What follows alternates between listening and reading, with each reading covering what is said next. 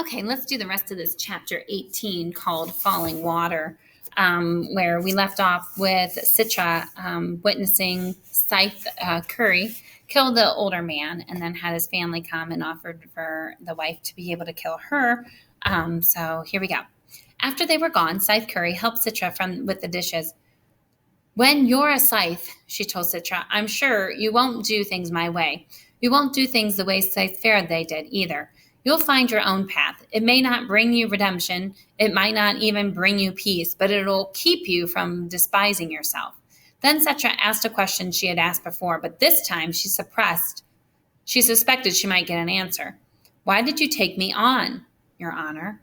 The Scythe washed a dish, Citra dried it, and finally Scythe Curry said the oddest thing. Have you ever heard of a sport called cockfighting? Citra shook her head. Back in the mortal age, unsalvaries would take two roosters, put them in a small arena, and watch them battle to the death, wagering on the outcome. That was legal? No, but people did it anyways.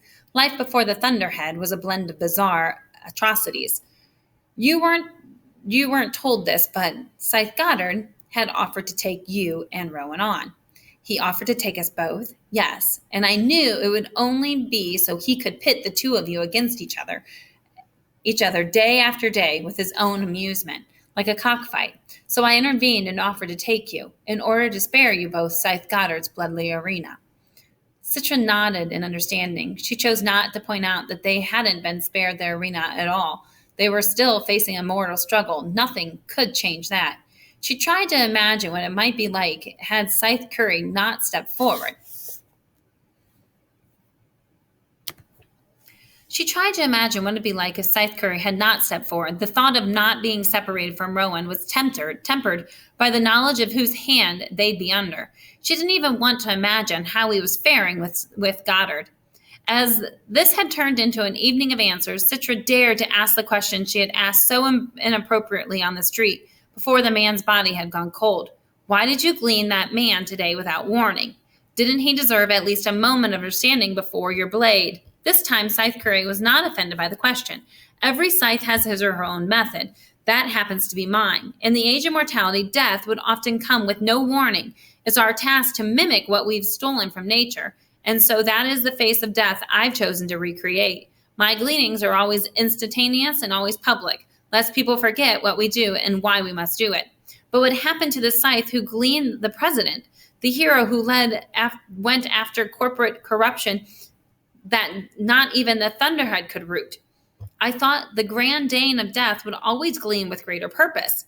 A shadow seemed to pass over Scythe Curry's face, a ghost of some sorrow Citra couldn't even guess at. You thought wrong, she said.